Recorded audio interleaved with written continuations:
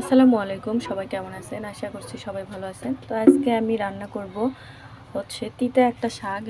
এটাকে আমরা বলি গিমা শাক। তো কোন জায়গাতে কি নামে পরিচিত অবশ্যই কমেন্টে জানাবেন। তো আমরা এটাকে বলি গিমা শাক। তো এগুলো দিয়ে আলু আমি ভাজি করব। তো তেলের মধ্যে আমি দিয়েছি জিরা, এখন আলুগুলো ছেড়ে দেব।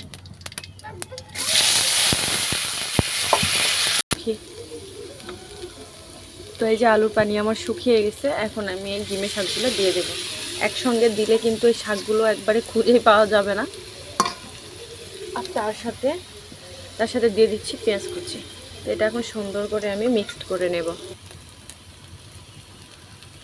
তো এই যে আমার গিমা শাকের ভাজিটা হয়ে গেছে, দেখুন কত সুন্দর একটা লালচে ভাব চলে আসছে, অনেক সুন্দর একটা ইয়ামি কালার চলে আসছে। এই ভাজি দিয়ে কিন্তু এক প্লেট ভাত খাওয়া অনায়াসে যাবে।